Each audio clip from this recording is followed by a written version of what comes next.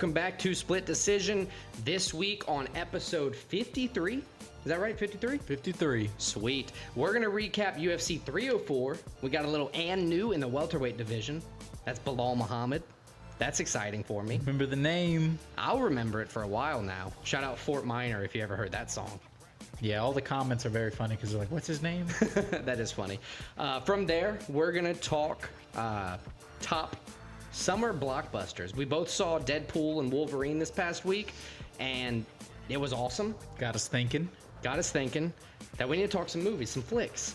After that, we're going to talk UFC Abu Dhabi. It's going to be another exciting fight night in Abu Dhabi, but it'll be between Cory Sandhagen and Umar Nurmagomedov. Stat card. That'll be a good one. And then from there, we're going to wrap everything up with stakes and takes, as always. Our road to becoming the triple B's. Bettors for business. I don't know. I'm going to go with that. Heard it here first. From there, we're going to wrap it up and see y'all adieu. All right, let's kick it off because it's hot. Let's go.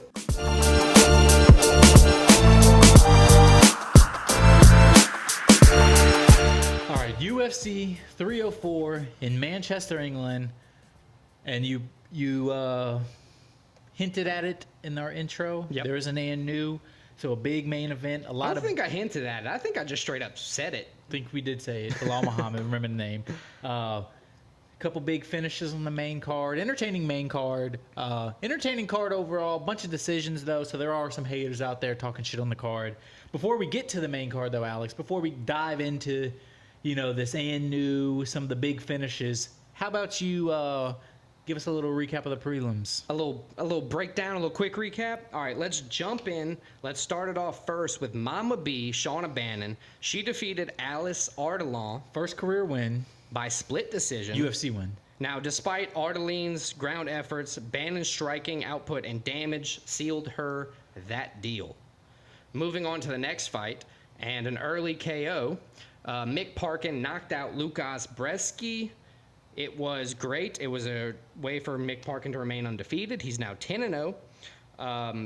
Breski lost 4 out of 5 in the UFC. Yeah, tough. That might be the last time for a little while we see him in the UFC. Yeah, maybe he gets another quick one because he didn't take a whole bunch of damage other than getting knocked out. Maybe they put him up to ragdoll just to finish out his contract. You never know. Going to the next fight, another quick finish. Sam Patterson used his 4-inch height advantage. Oh. What? No, I'm getting there. Never mind. Just wait. He used his 4-inch height advantage and his 8-inch reach advantage to submit Kiefer Crosby. There's a lot of inches coming out in here. With an arm triangle. Now, my big key points for this fight, Crosby was choked by an 8-inch reacher.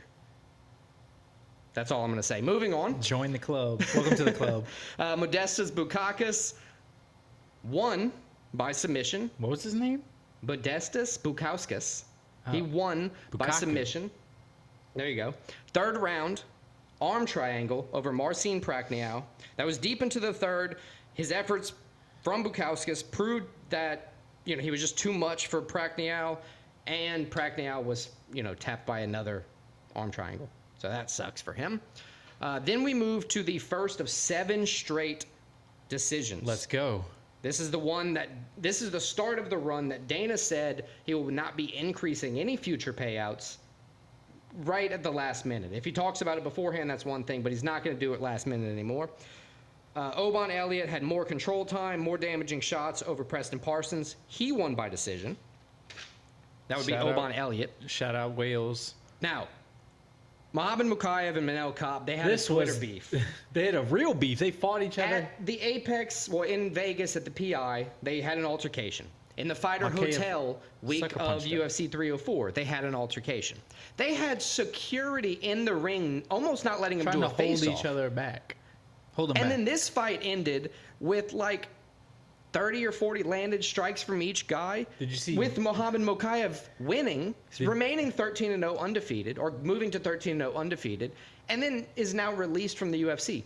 Not officially. Dana did say he was. But did you see Dana's quote about the fight overall? He said anytime the fighters are like this, where you have to hold them back and they get in altercations, when they actually get in the ring, they're never in octagon. This is how it always ends up. Yep. But yeah, it was. Even the commentators were like, "Y'all are gonna act like this, and then you're not gonna fight." and then like nobody's throwing And then you're punches. going to hug it out at the end as if none of the past weeks or months have happened.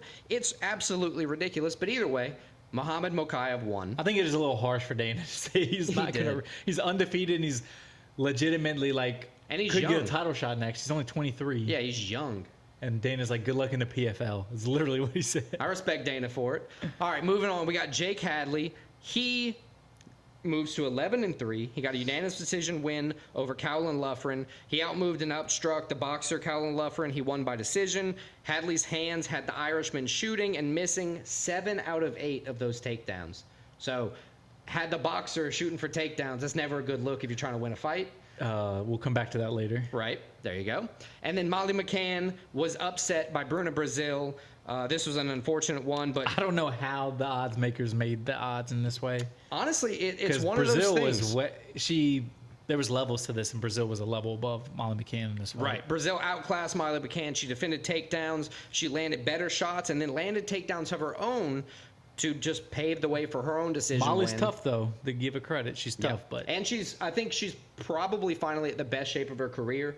You know, she's been with the nutritionist and all that. She's finally at like the right weight, the right fighting style for her. I think she's just kind of going to go up from here. But moving on to the final of the prelims, Nathaniel Wood closed out with a unanimous decision win over Daniel Pineda. I think this was a good one. it was an entertaining fight.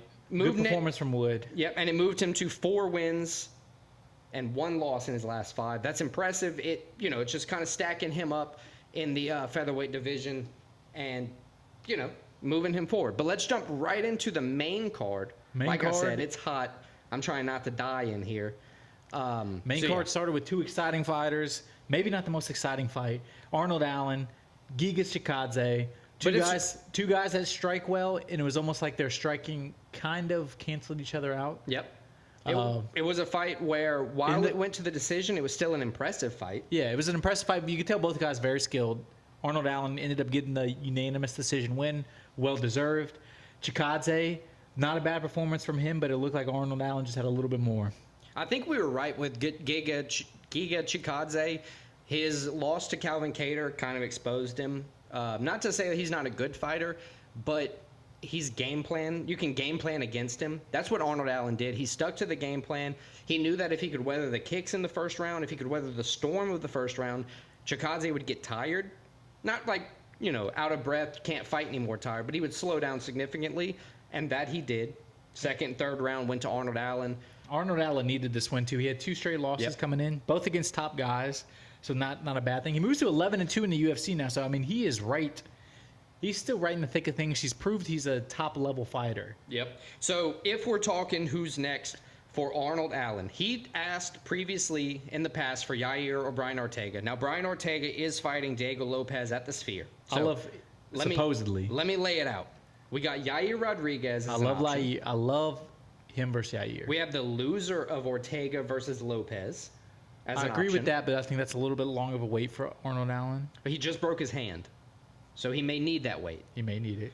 Or I got a wild card. Volk. That's what I was about to say. Volkanovski. Now when they mentioned that Volk is thinking he's gonna get a title shot if Ilya and Max fight, with winner of that whatever.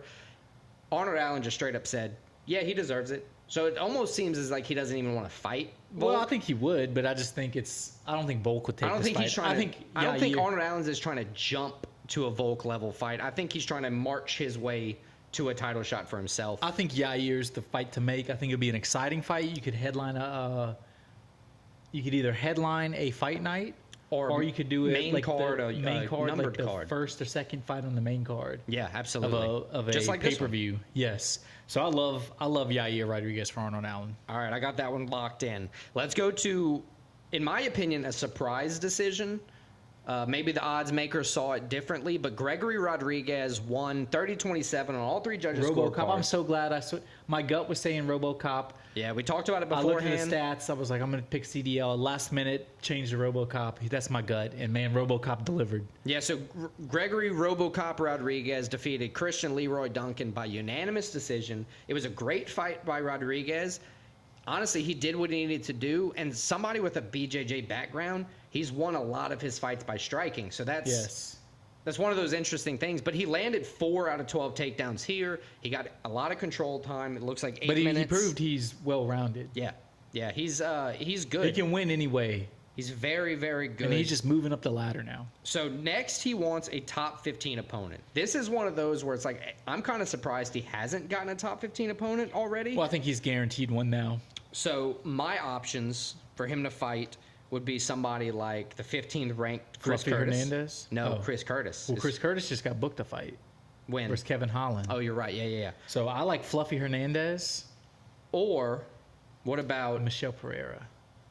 Okay. I would like him versus Michelle Pereira. I think that would be entertaining. I was going with different fighters. Cal Baralho or Paulo Costa.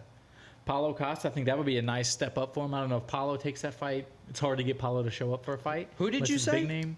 Michelle Pereira. I like that fight. I like both guys entertaining, both Brazilian. I think both put on a show. I think that would be the most entertaining fight. That is a good fight. I out of like the that. options he has. Yeah, I like Michelle Pereira. I think that would be a fun one, a good fight. It would be interesting. Maybe get Rodriguez another knockout or, a surprise. Pereira's been on a tear. Yeah, that's true. All right, let's go on to the next fight. King Green versus Patty the Batty. Patrick Pimblett. I hinted at it earlier. A striker panicking and taking a takedown shot. Yeah. It's exactly what King Green did to Patty Pimblett. Yeah, he caught one of those hard looping hands from Patty. Like, I think it was a left hand, and he immediately shot. And Patty has had some entertaining. I mean, Patty is a better grappler than he is a striker, and I don't think people realize that. Look at his stats and look what he does to people. Yeah, you're absolutely right.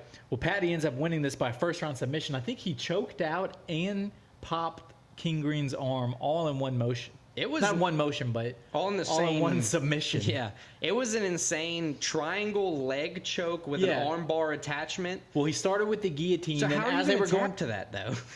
That's what they were saying. Like he couldn't. But they started with the guillotine. He wraps his leg around as they're going down, sets up the triangle, gets the triangle. Looks like he's not going to get the triangle, so he quickly switches to the armbar. But he still has the triangle. I was going to say, all the while he's tightening up his legs to see what he can get out of that. Still has the triangle, so he ends up unconscious, still cranking on Bobby Green's arm. King Green, I'm sorry. So, no, you can call him whatever you want after that disrespectful finish. But what a finish by Patty Pimblett. Biggest win of his career. Definitely all gives the him his haters, first ranking, too. His first ranking, and, ever since the Jared Gordon fight, where he got the split decision victory, where he arguably could have lost that fight, but it's a split decision for a reason. He got the split decision win. He's been receiving a lot of hate. Then he got hate for he beat up Tony Ferguson, but didn't finish him. Received a lot of hate. Well, then he came out here, first round finish against Bobby Green. How much hate do you think he's going to get now? I think the 6-0 in the UFC. Now. He's becoming. He's like 22-3, I think. 22-3. He's ranked now. He's 29 years old. 29 years old. Patty Pimblett. Sky's the limit for him. He keeps getting better. This was a huge win for him. He called out Renato Moicano. Moicano has a fight booked. He said, "Win or lose, I'll fight Moicano." They've been kind of going back and forth. He's fighting BSD in Paris in a few weeks. I even put BSD on the list. I did too. I had Moicano. I had BSD, and then there's one that's been floating out there. It's a little wild card. I'm gonna say Rafael Fiziev. I'm gonna say Michael Chandler. See, I don't see that happening. I don't see Mike waiting this long to fight Conor and then not waiting anymore. Well, I think somebody's going to break the news to him that Conor's never going to fight again. Yeah. Somebody's got to break the news. Patty has a following. Let him fight Patty. Michael Chandler's going to be like 45 years old and be like, listen, we are lining up for UFC 479. We're boxing because Conor has no more arms due to the heavy drug abuse. We're boxing with legs only. But realistically, I think Moicano's the fight to make. Yeah, First time Patty's called anybody out in the UFC, so I think that's something. He has a following. Dana White's called him a superstar, so that means he has a little bit of that Dana White privilege. I respect waiting until you have a ranking to call somebody out because not to say you have to, but if you do, it's like, listen, I paid my dues finally. Yeah. I fought the fight. I did the tests. It's now my turn. And Moicano's a guy. He's been on a tear lately. He's a funny guy. He's good on the mic. Those two together going against each other, the press conferences, all that, you could build a fight around. I think that's the fight to make. And a little preview for that fight. If they book it, the only thing I'm going to be thinking about is that Jalen Turner almost knocked Moicano out in the first round. Tried to do a little walk-off, and then Moicano ended up getting the knockout in the third. So that's all I'm going to be thinking about. Patty ain't going to let off on that gas. Yes, that'll be a good fight to make. Let's move on. Co-main event, first title fight of the night. The big boys. Technically interim, but let's all be real. This is the real heavyweight championship. This is the only heavyweight currently people should care about. I get John Jones and all that is the GOAT. That's like a one-off, let's be real. Even what they said after he wants to fight John Jones, that's never happened. No. Tom John Jones, Aspinall, like Conor McGregor, will probably never fight again. Tom Aspinall continues his unprecedented heavyweight tear, beats Curtis Blades first round. I mean, he does it to every heavyweight he fights. First round, I mean, it didn't even look like he got a clean hit. It was like a jab. Does it ever? It was a straight, knocked Curtis down, got ground and pound with the win. But that's the thing. That exact thing you just said. He knocks you down, and then he just attacks. I've never seen somebody who weighs 251, He moves so 255 pounds, hit you with a little short jab or a left hook or whatever, send you, you're hurt. Obviously, you're rocked. It's a big man just stunned you. But anybody else, any other heavyweights, could not explode like that to force the fight to finish that quickly. His last 4 fights, all first round. It's crazy. None of them, if you add up all the time, aren't even 5 minutes for a round. That's crazy. He's just demolishing everybody. And Curtis Blades said, he put out a tweet later. He's like, yeah, I hit him once and I kind of got excited and I got out of my game plan. And Tom Aspinall's the guy. The only way you're going to compete with him, you got to be disciplined and you got fight. Yes. Yep. Because this guy has power. He has jiu-jitsu. He has the speed. He's likable. I love Tom Aspinall. Likeable's a big credit, especially with the villain John Jones being up Yes. And he even respectively called John Jones out after the fight. there. Yeah, I got nothing against you, blood. No, he said mate. Mate, but I think I'm better than you. I want And- to test myself. And if you think you're better than me, there's only one way to decide. Like, that's Yes. a perfect call out. And he said the same thing with Stipe. He doesn't care who it is. If you think you're better than Tom Aspinall, test your mettle But I mean, Tom Aspinall, he is quickly, yeah, I say slowly, he's quickly putting together one of the most unprecedented tears in heavyweight UFC history where he is just, nobody can touch the guy. No. Nobody is on his level at all right now. That's why the fight with John Jones, or Stipe, as you said, is so intriguing. Yeah, because those are the best of all time. And they're still old enough to fight. And they're still there to fight. I mean, he could be, we've said this throughout John Jones' career, but he could be the guy to beat John Jones. Especially at this point. I think he could beat John Jones in his prime, honestly. John Jones is a smaller fighter in his prime, but I know. I'm just saying, But yeah, give Batman enough prep time, he can do anything, right? next fights, obviously we mentioned John Jones, we mentioned Stipe. The only other wild card that's been thrown out there, Alex Pereira. He moves up, goes for the Triple Crown. Him versus Pereira, that'd be a huge fight to It'd make. be a huge fight, but I just see Tom Aspinall walking through that man. He's just so much bigger. Yeah, like I get you can put on 20, 30 pounds and you're strong at technically heavyweight. Jonathan Almeida fights in the 230s in the division, so you don't have to put on a crazy amount of weight. But this dude's 260, fast, nimble, And powerful, powerful. and he has a crazy ground game. Yeah, it's like, what are you going to do? You can't just do like you just did to Jamal Hill and clip him, or Yuri and just clip. Like, you're not going to do this to a much bigger guy like that. Yes, Tom Aspinall, I mean, the sky's the limit for him. He might be the biggest star in the UFC. Right now, he's definitely the biggest draw for me. Yeah, him and Pereira are my two guys. All right, main event time. Main event time. And I'm excited. You're probably pissed. I'm Belal not got pissed some that hate. Belal won. I'm pissed at How he Leon's won? performance. Yeah, obviously, before we get into it, Belal Muhammad, unanimous decision, well-deserved, win over Leon Edwards. Kind of dominated him. You texted me this after the fight, or during the fight. This was exactly Leon Edwards' second fight against Kamaru Usman, except he didn't get a head kick knockout. He got dominated the whole fight. And I'm not saying... Had a couple moments of success, but Belal was obviously the better fighter on the night. That's how I felt about Belal ever since I started seeing Belal's fights.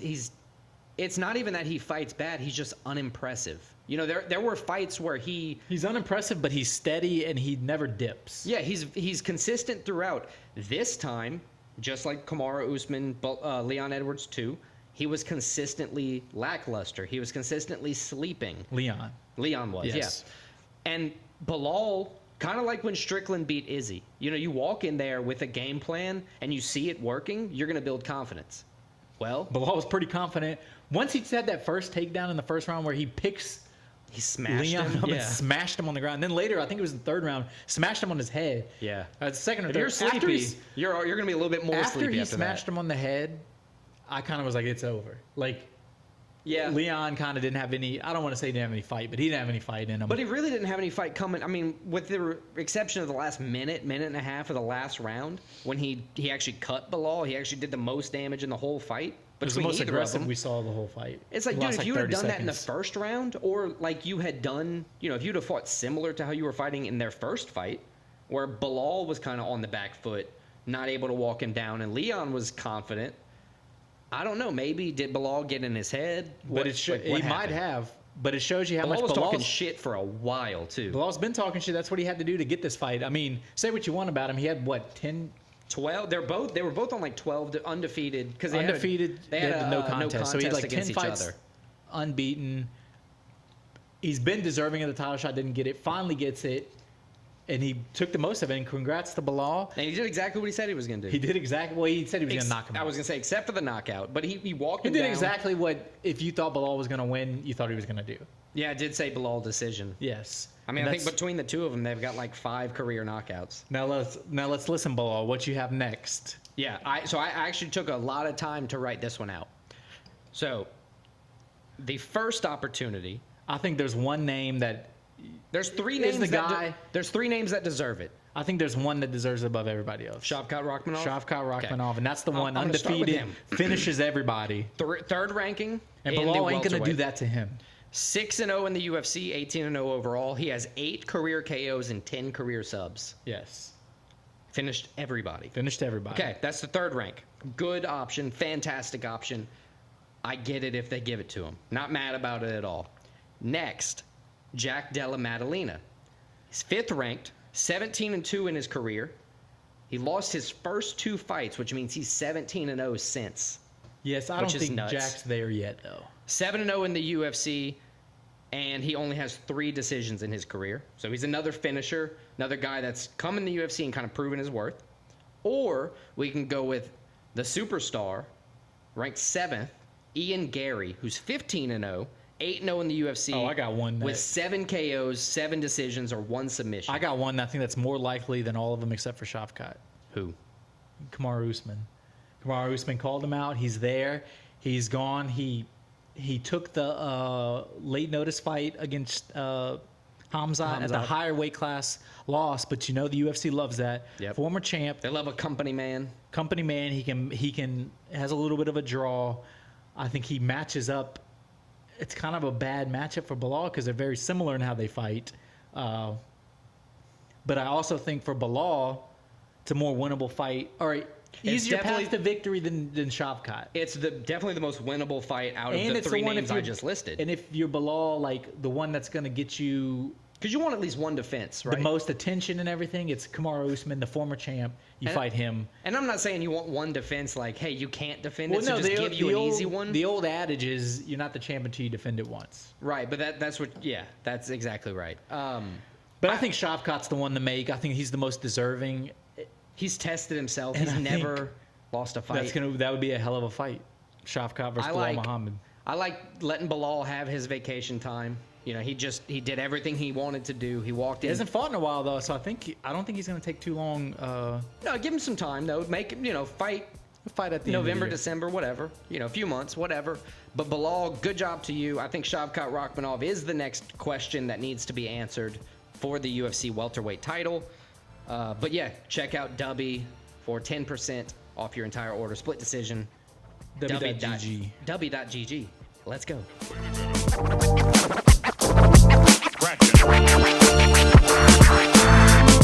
right, top 5 summer blockbusters. Alex, you and I, along with our significant others, went and saw the new Deadpool Wolverine.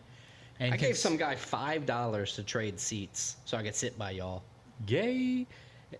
Oh, God, I'm canceled. And considering we don't know 5 things each about Abu Dhabi, where the UFC card is this week, we decided to do top 5 summer blockbusters. Talking about getting canceled, that's how you get canceled. Let me put a list together for top Abu Dhabi things. And funny enough, Gay could not be in the Abu Dhabi top 5. You're right. It would actually be stoned. Yeah. Literally. Yeah, literally, they'd still do that. But let's go. I think I have the top. Let's move on before we're actually arrested.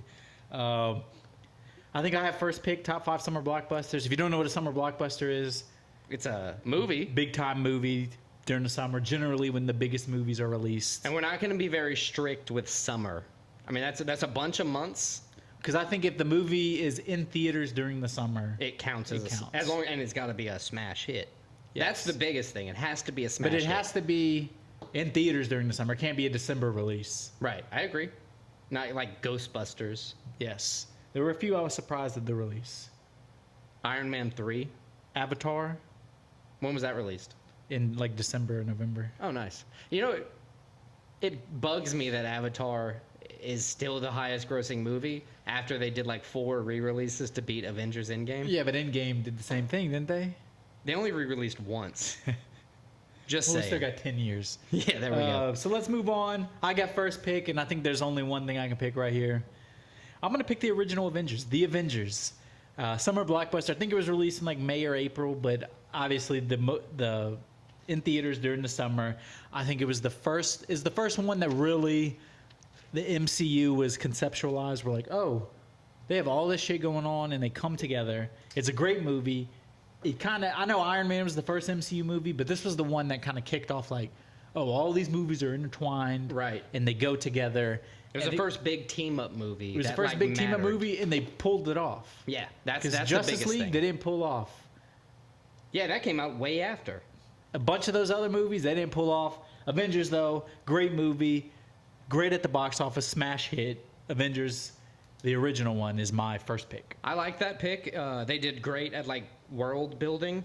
You know, it felt like everything was going on, and then once the Avengers came out, like all the things got connected, like you said. That is a very good pick. I like it. Thank you. What's your first pick? Jaws.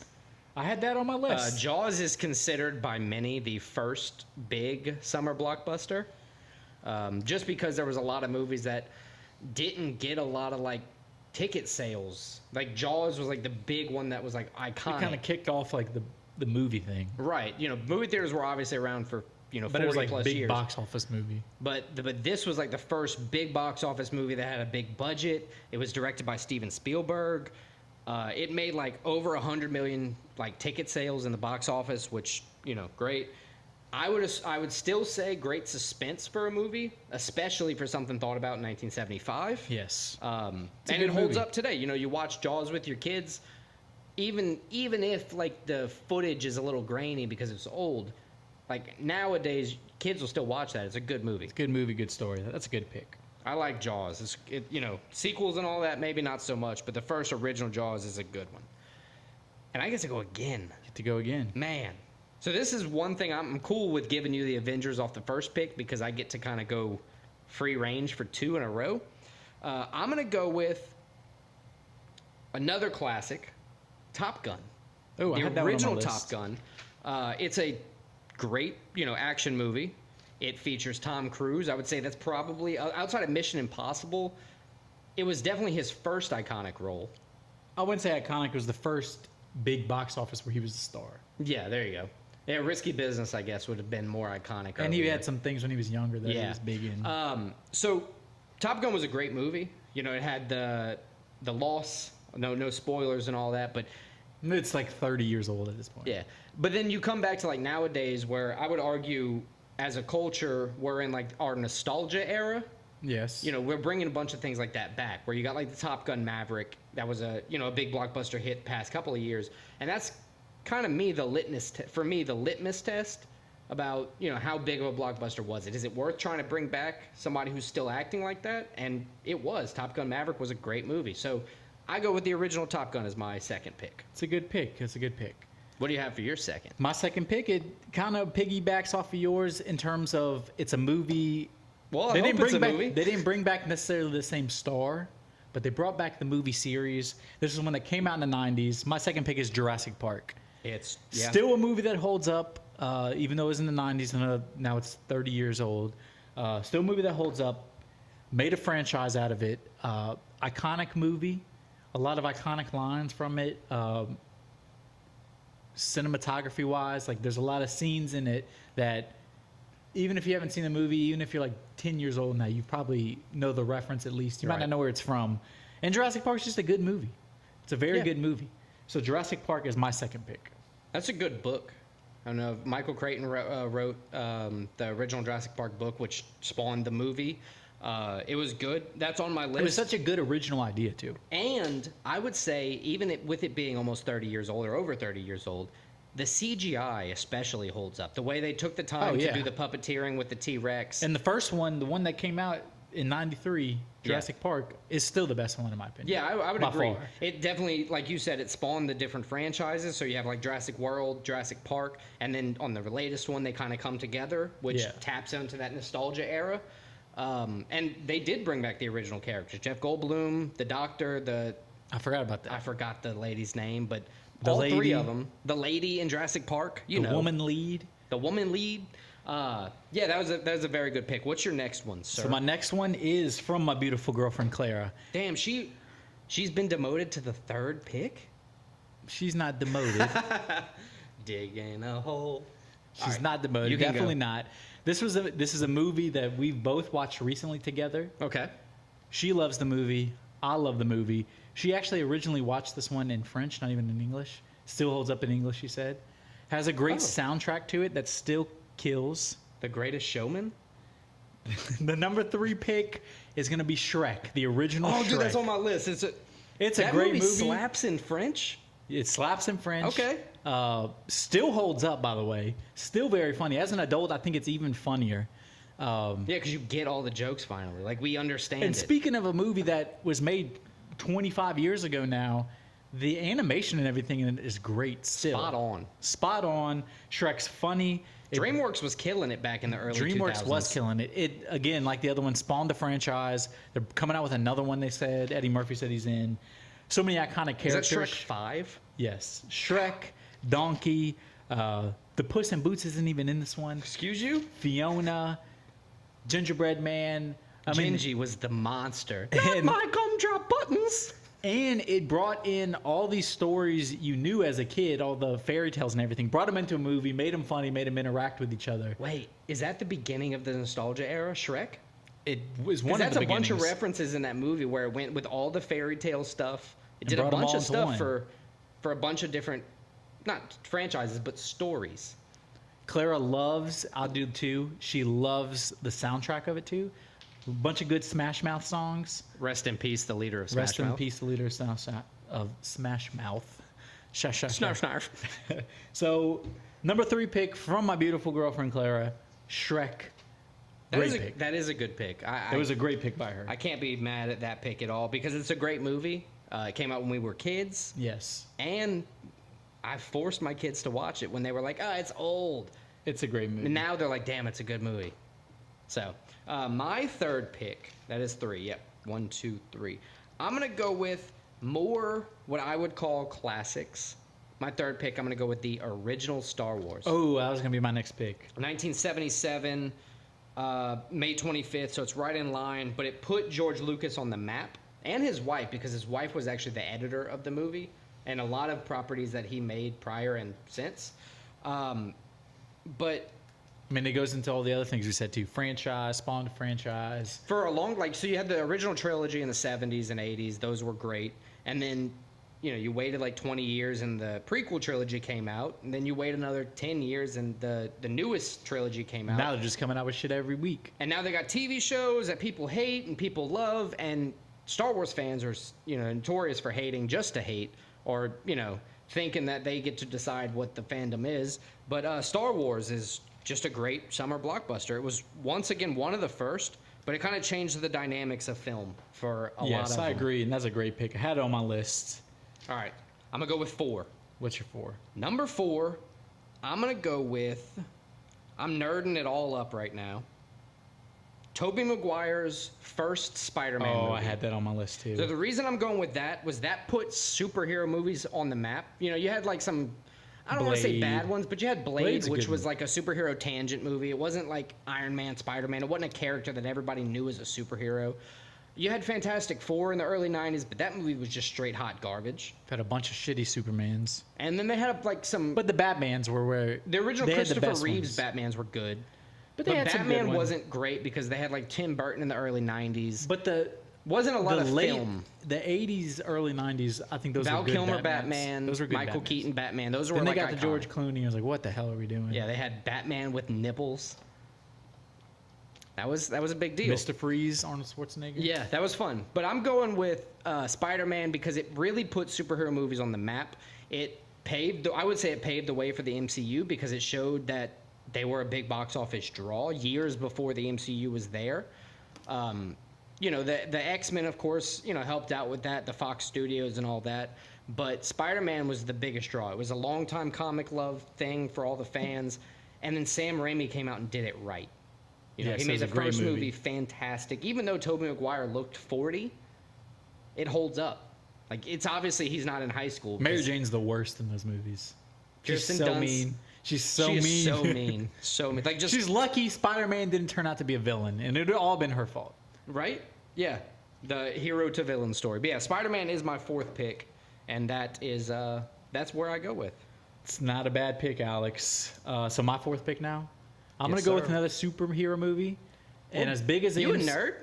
big as MCU fans we are, I think this is the single greatest standalone superhero movie, and I'm gonna go with The Dark Knight. Nice. Christian Bale. I think it was Batman, the perfect Batman, and I think this is the perfect Batman movie. We talked about the ones before where like late '90s they sucked. Early the Val Kilmer ones were all right. The old ones were good. Yep. This version of Batman, I think, Danny came out in DeVito's 06. Penguin was kind of cool. Came out in 06. This was the movie was perfect for Batman. He played Batman perfect. The new Batmans aren't as good. He was he will always be my Batman, Christian Bale, and this was the best Batman movie and the best pulled that superhero character movie. off. He did. He pulled Bruce Wayne and Batman off like really, really well. He did. But yeah, I think it's a perfect superhero movie, and as big as an MCU fan I am, I think they're way superior to DC in movie-wise. I think this is the best standalone superhero movie. Yeah, I think it is a very good movie. I have to agree with you there. The Dark Knight, and it was like it was in a weird era for movies where like it felt like not a whole bunch was coming out. Yeah. Like a whole bunch of not like maybe important things were coming out. It was just like a bunch of just Shrek sequels and sequels were coming out. Where like this, even though The Dark Knight is a sequel to Batman Begins, it was like better than Batman Begins. Oh, it was way better. Christopher Nolan actually. It was one of the rare times where the killed it. sequel was like tenfold better than the Yeah. prequel. Yeah, it was good. And The Dark Knight Rises was just as good. I wouldn't say just as good. It was good. It was up there. It was up there. It was Another better than- Christopher Nolan masterpiece. Yes. But All yeah, right, what's your so fifth Dark pick, Knight. sir? My fifth pick is going to be a real personal one. It's still a big movie, though. It came out last year. I Oh. love the movie. My fifth pick, Oppenheimer. Good movie. I'm a history nerd. I love the way they portrayed it. I love Cillian Murphy. He's one of my favorite actors. I Honestly, think he played it perfect. We saw that movie in theaters together. That was one of the easiest 3 hours It was. I've sat still for. Like, gripping. RDJ captivating. killed it. Cillian killed it. Had Matt Damon was in it. Yeah, all these Emily Blunt. crazy It had actors. so many Florence good- Pugh, naked. So many good actors. So many good actresses. A good storyline. Yep. I mean, it was a great movie. It was the perfect Maybe movie. not a good storyline, but a think good it was. depiction of a story on movies. It's a good storyline. I think it was one of the perfect movies. So Oppenheimer, my fifth pick. That is a very, very good pick. I can't really argue with that. It's so good. It's a great movie. I've seen it like 6 times. It made me read the book. Yes, I listened. I did the audiobook. Yeah, I did too. I count that as reading. That's a good pick. My fifth pick, I'm going with another one that's near and dear to my heart. I think it is. If it isn't the movie I've seen the most in my life, it is the movie I am still trying to see the most. I actively watch it all the time still. Even though the MCU is different now, Avengers Endgame was the biggest crossovers to date for any like superhero franchise, superhero movie thing. It made like almost $3 billion at the box office total, which is ridiculous. Especially given it came out like right before COVID. If you'd have waited like 1 year, Endgame wouldn't have been the massive success it was. It couldn't have been. They would have held it off. But Avengers Endgame being that big movie, it sealed the deal for a bunch of Marvel fans, comic book fans, movie fans. It was a culmination of a bunch of things and story ties that just finally finished. don't hate me, but I don't think they could ever replicate it. That's the biggest thing. It's a great movie. I loved it. I'm a big MCU fan, as I said. It brings the whole thing together. But as a standalone movie, I wouldn't say it's a lot of people would argue that Infinity War is a better movie. Yes, I like Infinity War. And I would never knock that. I have a heart. Every time I watch Tony Stark die, I cry a little bit. There's certain pieces in that movie. I love seeing the villain win. That just gets me every time, and I agree. It is a good movie though. But that's our top 5. Let's recap it. I'm gonna go first. My number 1 pick was The Avengers. My number 2 pick, Jurassic Park. My number 3 pick, From My Beautiful Girlfriend Clara, Shrek. My number 4 pick, The Dark Knight. Number 5, That'll do, donkey. Oppenheimer. That'll do, donkey. That'll do. All right, my number 1 is Jaws, the Steven Spielberg classic. Number 2, Top Gun. 3, the original Star Wars. 4, well, that was a weird voice. Spider-Man, original Tobey Maguire. And Avengers Endgame is my last pick.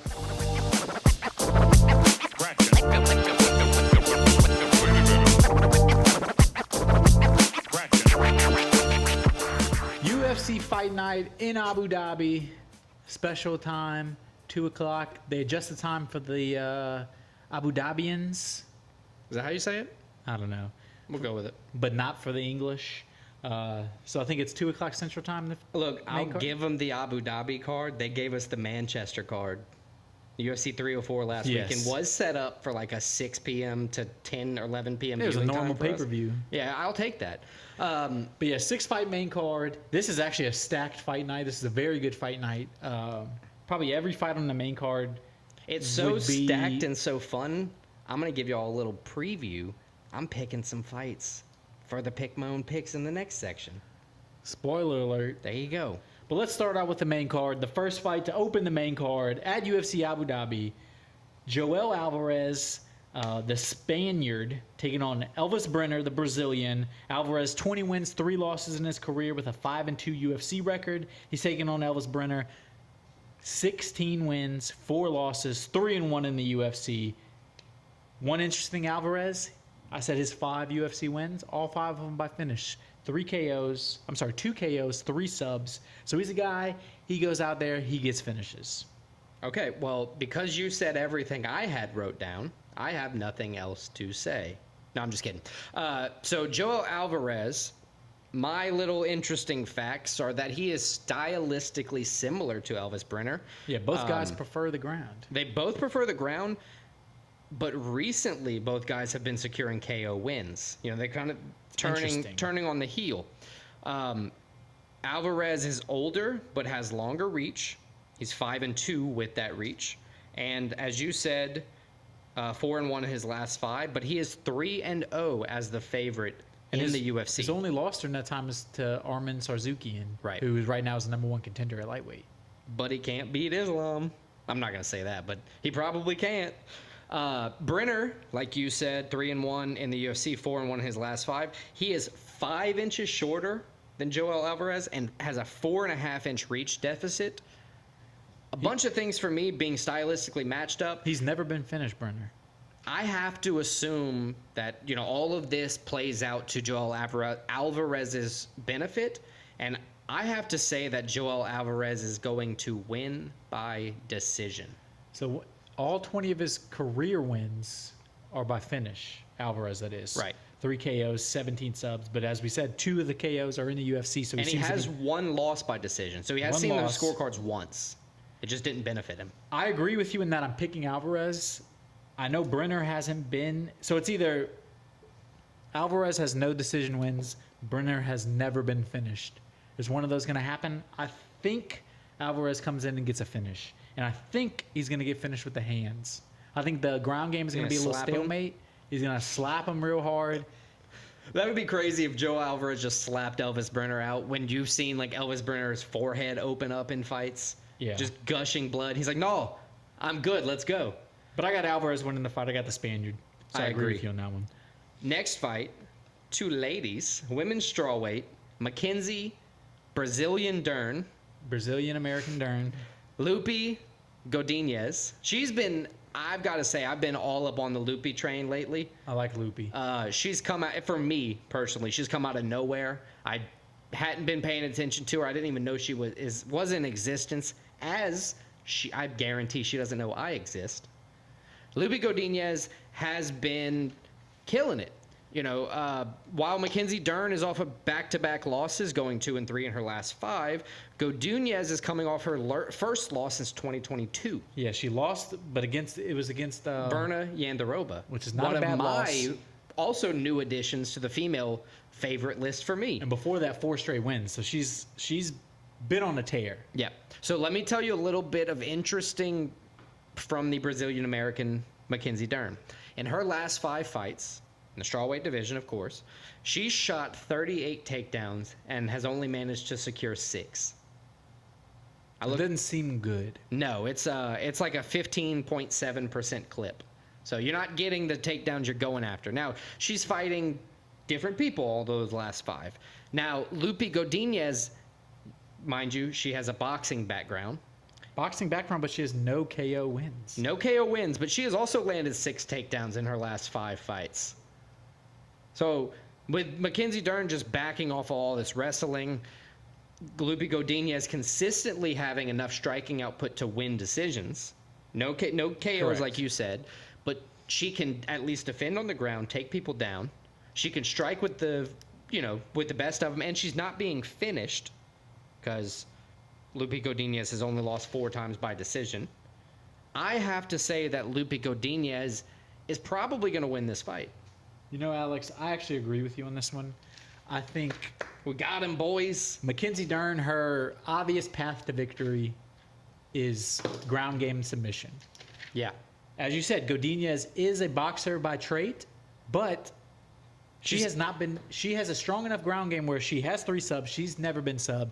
She has good enough defense where I think she neutralizes Mackenzie Dern. And as you said, her boxing is good enough to get a decision win. I think she comes in, pieces Mackenzie Dern up on the feet, doesn't let it get to the ground, doesn't get choked out. And honestly, I think if it does go to the ground, she might not necessarily have the benefit, but it might be a stalemate. Might be a stalemate where she can get back up. Right. I think it won't be the largest contest to where we could see Loopy Godinez winning this fight. It's a 2-inch reach advantage for Dern, 1-inch age advantage, 2-inch height advantage. I wouldn't say age advantage, but the 1-year age difference doesn't mean anything. Yeah. Like, it's not a significant factor.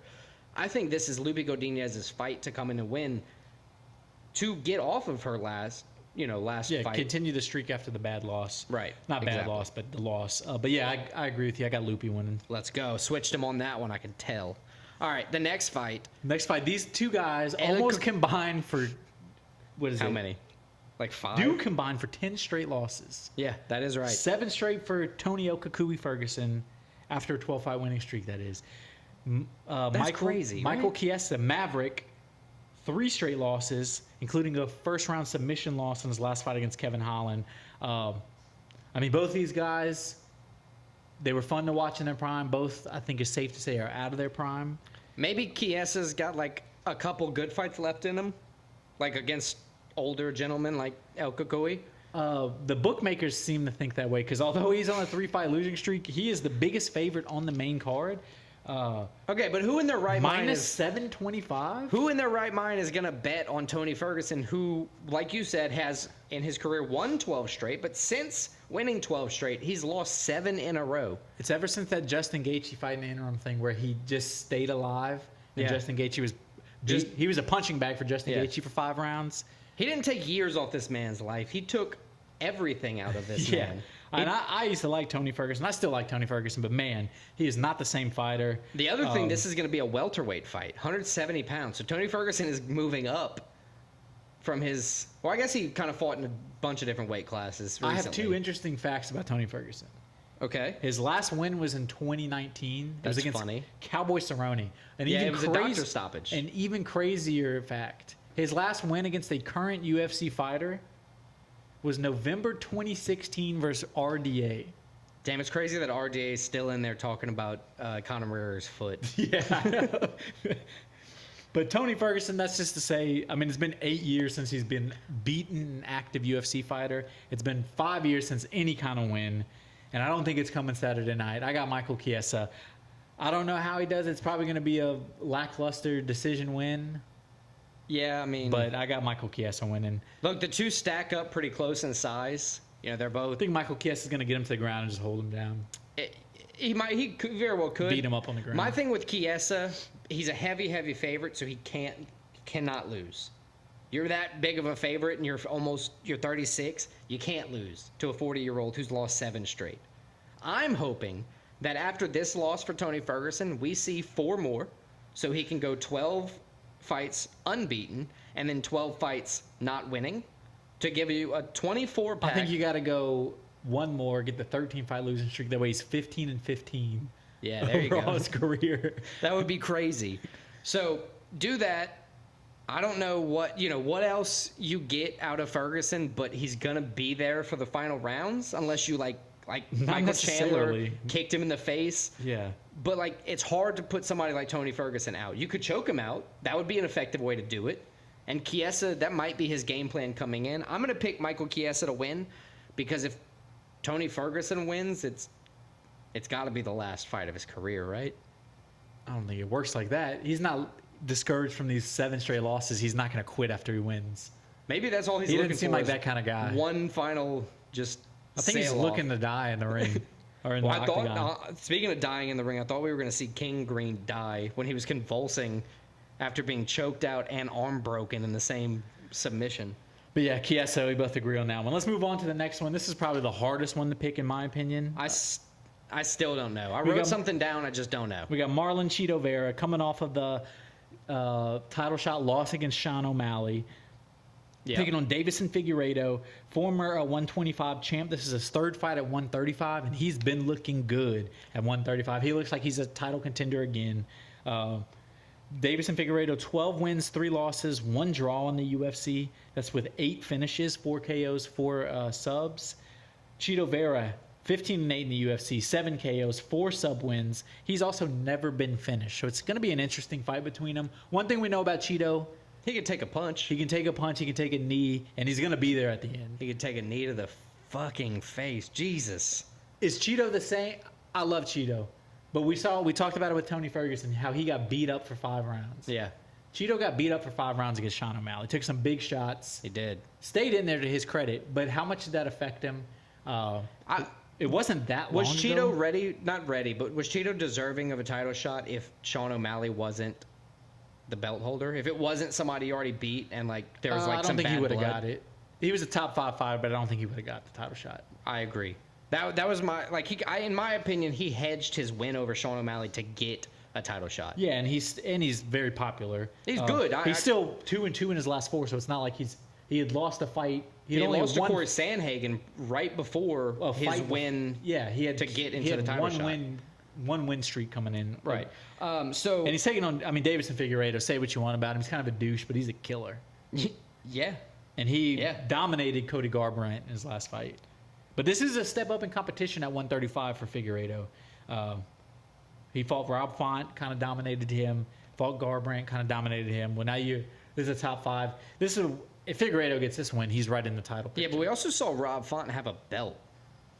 Didn't we? No, we didn't. Oh, he fought for the belt. I don't think so. What am I thinking of? I don't know. Rob Font came in 4 hours notice. That's Dan Ige. Yeah, nobody knows what we're talking about. Yeah. Anywho.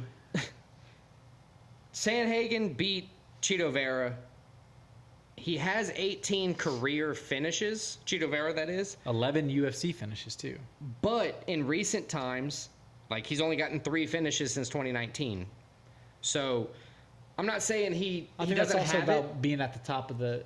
Right. He's up there with quality contenders every fight. He's not fighting, plebes he can just walk out and destroy. The thing with Figgy, though, Figgy beat Rob Font, who is bigger than him. In the former division, he was in 7 straight title fights. So he knows what a big contest is. Yes, he knows how to fight a big fight.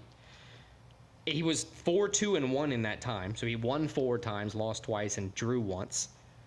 And then he's 2-0 at 135. He decisioned Font, like you said, and then he subbed Cody Garbrandt. Both guys who are way bigger than him, respectively speaking. 5'5" to 5'10".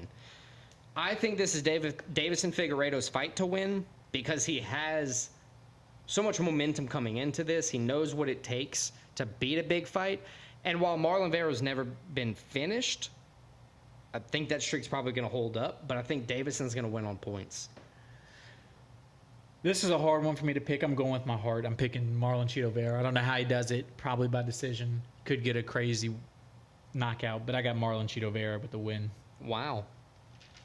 Let's move on. Co-main event. This is a crazy co-main. Well, it was the original co-main got pulled last week, I think. Yeah, it did. But just to see this guy's name on the co-main is crazy. Shabber Bullet, the 13-0, 2-0 in the UFC blind guy. 13-0 with 11 KOs. Red-haired, one-eyed, flying purple people killer. Russian, Muslim. I mean, whatever adjective you want to throw at him. He'll take it and then beat the shit out of you with it. Shabber Bullet Magomedov taking on Michael. I'm going to let you take his last name. Oleksiejczuk. Oleksiejczuk. We talked about him last time. Or a few episodes ago. The Pole. He's 7 wins, 6 losses, 1 no contest in the UFC. His last fight, I think we'll all remember it against Kevin Holland when Kevin Holland beat him in the first round. Yep. Where he dropped Kevin Holland and then got a little too excited. Yeah. Kevin Holland caught him on the ground and choked him out. It's like, goodbye. Which would add to the Hazar's sub-loss streak. Yeah. That's now 2 losses in a row for him. Lost 3 out of 4. As you said, he's had... His last 3 losses were all by submission. And that's 5 out of his 8 career losses are by submission. That's a look. He's taking on a guy that is not going to go for the submission. These are going to be 2 guys that are going to stand and bang. Shabber Bullet would just say, brother, the wrestling, don't worry. I'd knock him out. Brother, knock him out. That's why I think this is the perfect matchup for Shabber Bullet, because we've seen in the past, if he does have a weakness, it's going to be the ground game, although he did look improved with his takedown defense in his last fight. He did. But considering this is probably not a fight where he's going to use the ground game much and it's going to be a stand and bang, I got Shabber Bullet all day. Yeah, I agree with you. Shabber Bullet's going to come in. He's 2-0 in the UFC. He's forced to fight overseas, so he's excited to be fighting this soon.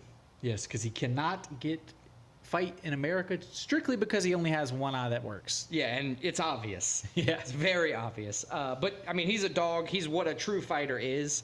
Michael Oleksiejczuk, as you said, 2-3 in his last 5, 3 sub losses. It's what you want to see if you're Shabber Bullet, right? You want to see a guy who's almost ready to be taken advantage of. Bullet won his first UFC fight by decision. It's a perfect matchup for him. And then followed up with a KO win. I think this is going to be another KO win for him. I think he's going to walk out and piece the man up. I agree. Shabber Bullet all day. Yeah, absolutely. Let's move on to the main event, and it is a good main event. The one everybody wants to talk about. Cory Sandhagen taking on Umar Nurmagomedov. 17-0 Umar Nurmagomedov is. And Sandman Sandhagen, 10-3 in the UFC with 5 KOs, 1 sub. He's a guy, one of the most exciting fighters to watch. Which one? Of the most technical. I'm talking about Sandhagen. Yeah, absolutely. He's won 3 straight, and he's taking on, as you said, the undefeated Nurmagomedov. 5-0 in the UFC. He has a KO. He has 2 subs. Coming off of a win in March, I believe, a unanimous decision win. One thing about Umar, he's undefeated. He's looking great, but this is a big step up in competition for him. This is the first legitimate title contender. Yes. And really, honestly, Sandhagen, he's a guy that's... We talked about Chito maybe not quite deserving the title fight. Sandhagen's probably overdue for a title shot. But he decided he's a guy that's kind of like an anytime, anyplace guy. He said, let's do it. This was a fight originally supposed to happen last year. Got pulled, I think, the week before. So they rescheduled. Both guys had a fight since then.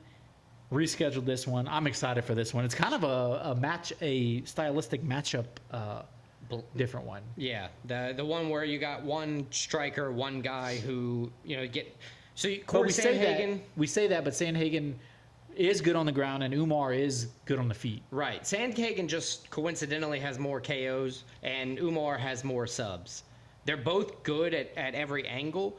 The thing that I like going into this, and you kind of touched on it, is how efficient, how tactile Sandhagen is. He picks his shots. He's very patient. He's very cerebral. His fight IQ is like Albert Einstein, if you can equate it to that. He's like a fight nerd. Right. That I was watching an interview of him today. Which I say that in like the best possible way. Yeah.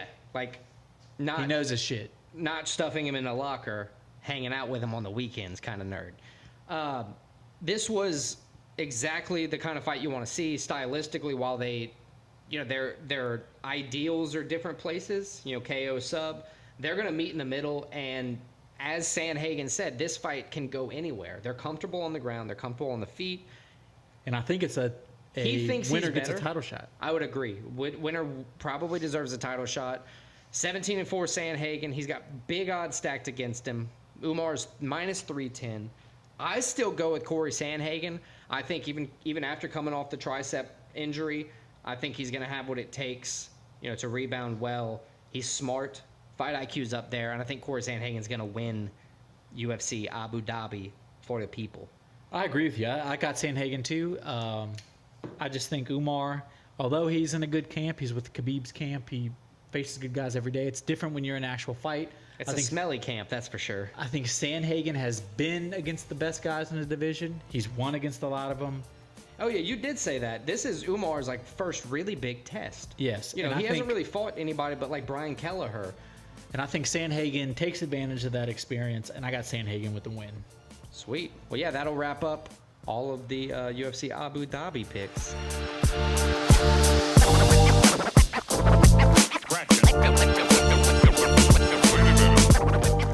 All right, guys, let's wrap up this episode with a little recap of last week's stakes and takes.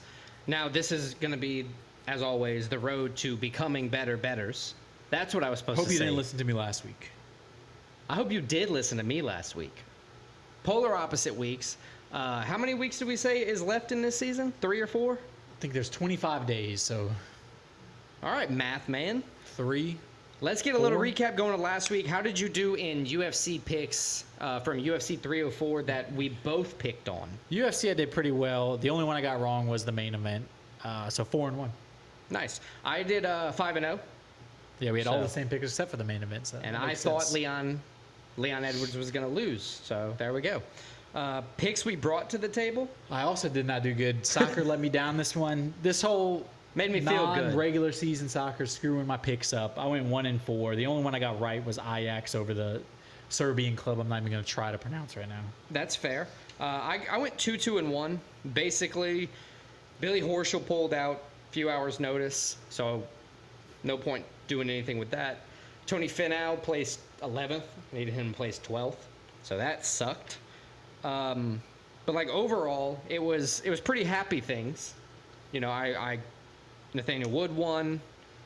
Molly McCann lost, unfortunately. I thought she was going to win. But yeah, it was a lot of good things for last week. I went 7-2-1 overall. You went 5-5. Total standings with 25 days left. I have 109 wins, 66 losses, and 4 pushes. You have 114 wins, 62 losses, and 3 pushes. So we are 5 apart with a few weeks left. Rubbers meeting the road. For stakes, I did 4 wins, no losses, and 1 push. That push would be Billy Horschel bowing out. How'd you do? I did 2 and 3. Whew. The only 2 I got right were Pimblett, RoboCop. Got my 4 units on Edwards wrong. Then Argentina lost in the Olympics, and then Basel lost in their home opener. They did. I had a lot right. All of it right. I would even say that if Billy Horschel would have played the 3M Open, I'd have had that one right.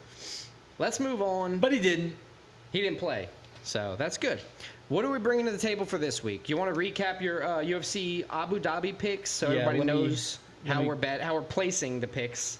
I got Sandhagen, Shower Bullet, Cheeto Vera, Michael Chiesa, Lupi Godinez, and Alvarez. Ditto. Oh, wow. I just realized that, we have the same exact picks. Okay. Well, it's going to come down to a little bit of pick your own picks. I got 4 soccer. So the regular season's starting to kick back off, so I'm going to get back in my groove. That's fair. I'm going to bring 3 more UFC from Abu Dhabi, and then the Olympic golf tournament is what I have my eyes on as my specialty this week. Okay. So if we're talking UFC, I'm going to just run through those first. Jai Herbert over Rolando Bedoya. Jai Herbert's 12-5-1, 2-4-1 in the UFC. Rolando Bedoya is 14-3, 0-2 in the UFC. I think Jai Herbert's going to win. He is the moneyline favorite. From there, Shamil Gaziev is fighting Don'Tale Mayes. 12-1 for Gaziev, 1-1 in the UFC. Don'Tale Mayes is 11-6, 4-4-1 in the UFC. In this one, Gaziev, I think, being the hometown fighter, is going to have the advantage here. He is Georgian, but it's, close enough. I think he's going to win. And not that close. Closer than America. Yes. And then Atomic Alonzo Menafield, I think he is going to go to Azamat Murzakanov, the favorite of the fight. He's 13-0. I think Alonzo Menafield is going to get the upset victory there and win. Okay. Lastly, I guess just to throw out my last pick, the Olympic golf tournament. I'm going full-on American nuts here. Scotty Scheffler to win the Olympic golf tournament in Paris. I hope he does. I'm actually pulling for you on that one. That'd be a fun one. He's been dominant all season. Dominant's the right word. He's won more than like anybody wins in a season ever. Yeah. What do you have for soccer? All right, for soccer, we're going to start actually the Leagues Cup. If you don't know what the Leagues Cup is, it is MLS versus the Mexican League. They do a tournament with all their teams. So I got FC Cincinnati. What else? Hosting, you help me with the name of this one. I already forgot it. You know Spanish better than I do. Quintero. Well, that was bad. Anyway, I got Cincinnati winning. FC Cincinnati, the -160 favorite. I think they got this win. Then we're going to go to Germany. This is Bundesliga 2, so this is the second tier. That's worse, right? Yes. Normally, when they do like a number, it means better for some reason. Well, not in Germany. We got Schalke hosting. Stay with me here. Eintracht Braunschweig. That was good. Thank you. This is the league opener for both teams. The last time they played was in February of last year, also in Bundesliga 2. Schalke won 1-0. I got Schalke winning at home in this one as the favorite. Then we're going to go to Scotland, another league opener. This is the Scottish Premier League, Premiership, actually, they call it. Excuse you. We got Celtic, the heavy favorite. This is between Celtic, there's two teams in Scotland. Let me learn you something real quick. So one's from Boston and the other's from where? No, they're both actually from Glasgow. Oh. So we got Real Rangers Celtics. and we got Celtic. Okay. I think in the past 100 years, they've combined to win like 80-something between the two teams of the league titles. Oh. So there's two teams that just dominate. Celtic is one of them. They are the heavy favorites against Kilmarnock. Celtic is -575 favorite. Last time they played was in May. Celtic won 5-0. I got Celtic winning this one. Sorry for picking the heavy favorite. This is just, there wasn't much to pick from soccer-wise. I mean, you're probably going to lose one of them. Yeah. Soccer draws all the time on like crazy stuff. And then the final one, this is going to be the Johan Cruyff Shield. So this is the official, it's for a... I'm sorry, what did you say? Johan Cruyff. Probably not pronounced. I thought you called me a slur. So what this is a game for a trophy. It opens up the season. So this is before the league season opens in Netherlands. Most countries have this. Two best teams from last year play to kind of officially kick off the season. Nice. Doesn't count for the league standings, but is a trophy. Like a winner gets a trophy. Yeah. So this is PSV Eindhoven, the team that won. We talked about them a lot earlier in the season. Eredivisie last year, taking on Feyenoord, the team that finished second. As I said, official start of the season. Best two teams from last year. They played in March, 2-2 draw. They actually played in this game last year for the Shield.